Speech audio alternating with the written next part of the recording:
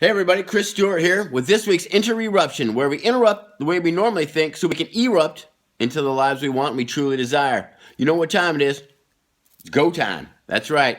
Well, today is actually December 31st, 2017. You know what that means. That's right, New Year's Eve.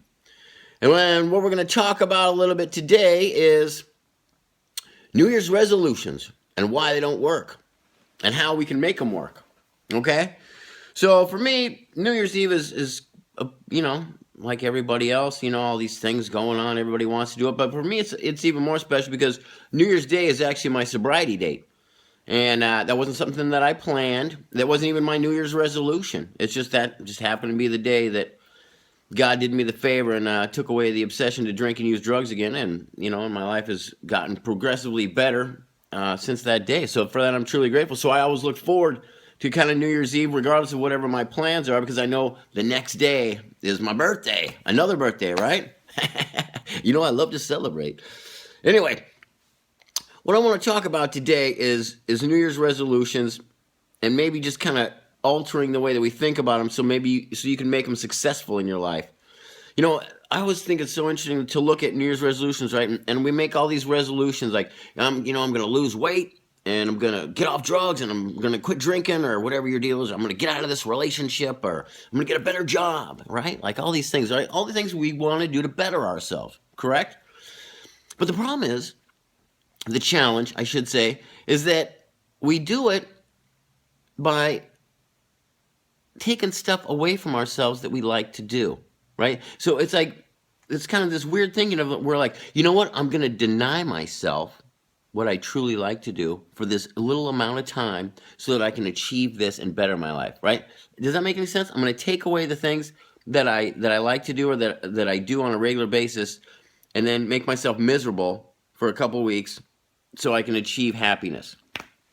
Right? When I say it like that, you're like, oh my God, that's totally true, right? Like, you know what? I love to eat this kind of food, pizza and these kind of things or whatever. And for the next month, I'm just going to eat lettuce and I'm going to starve myself. And I'm going to lose weight. I'm going to be happy.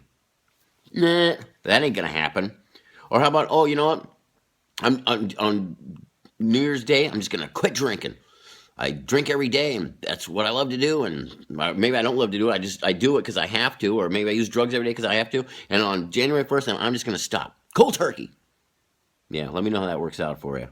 I can already tell you how that's going to work out for you. Fail. But here's why. Because instead of taking away from ourselves things that we like to do, or not even things that we like to do, but things that we do, and trying to do a cold turkey, what we don't do is we don't invest in ourselves, right?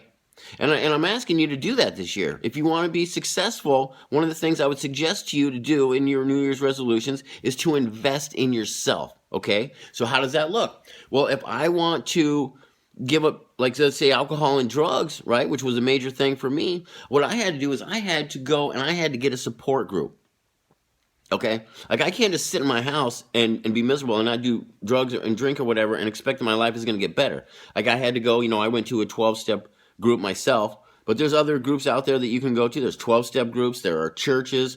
There are rehabs. There you go, right? There's a great example. You can go to an inpatient rehab or an outpatient rehab, so you have some accountability every day, so you have people that are like-minded with you, right? Because let's be honest, none of us do anything on our own. We just don't. That's it, because we try, and we don't know what we're going into, we can't face it, or we're so filled with fear that we don't know what to do. But I'll tell you, if you're in a room full of people, or even one other person that feels the way you do about anything, whether or not it's weight loss, whether or not it's getting into a better relationship, whether or not it's getting a better job, right? Like, invest in that. It doesn't take that much, and the dividends pay huge.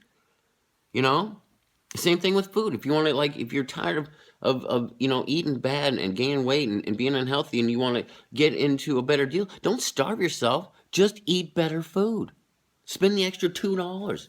I know for a fact I eat out all the time. Like whatever. And it costs like $1 more to get a salad than it does to get a burger with bacon and cheese on it. Might not taste as good, but I'm telling you, if you want the results, you can do the actions. The other thing that I always really highly recommend, and what we're going to talk about too today, is prayer. Now, I know all of a sudden that brings up this big thing, and people are like, Chris, I don't know, prayer. I don't really like church. I don't like, I don't really know God. I don't have any of these things in my life, and I've done so many bad things, and I don't think God even listens to my prayers. And if God was there, why would He let all these bad things happen? Whoo! Slow down. Prayer. It's a simple act. It's just you asking the universe for some help. Because see, on that New Year's Eve, years ago, before I got sober, that was the prayer that I prayed. I said, God, I can't take this anymore. And I had been praying it over and over for months. That day wasn't any different than June 30th. But for some reason, that was the day that God decided, you know what, Chris, I've heard your prayers, and this is what I'm going to do. I'm going to give you two more great examples of that, just that happened in the last couple of days. The person that I live with here, that owns the house I live in, just went out to go shopping and put her purse under her seat, went into the store, came out, and her car was gone. Somebody had stolen her car. This woman is 70 years old, nicest person in the world, right? And in that one moment, car, license, she just got the pictures back from her daughter's wedding, Social Security card, everything just gone. She's in tears, and it was her birthday. And I'm like, this is just insane. And I said, you know what, Gail, I'm going to pray for you. And I'm not, who am I? I'm a recovering drug addict and alcoholic who's made a lot of bad decisions in his life, but I can still pray. God listens to everybody. And I prayed for like an hour. No joke. This was on Friday. On Saturday morning, just yesterday, we got a call. We found your car. The person that got in the car, evidently, whatever state of mind they were in, drove it 2 blocks, rear-ended another car, got scared, ran out of the car, and didn't even see the purse under the seat. So she got her car back, she got her purse back, everything is back now. There's a little fender damage, but who cares, right? Like, she doesn't have to replace her entire life at 70 years old because of that. Am I going to credit that to prayer? You're damn right I am. And these are the kind of things that happen, right? Like, anybody can pray. And the thing about it is that you can get the kind of help. I just gave you 2 great examples of life-altering deals. My deal of getting sober and her deal of having to replace everything in her life, including her car at 70 years old, all replaced within 1 day. So think about it. The other thing to think about is that if you need help, let us know.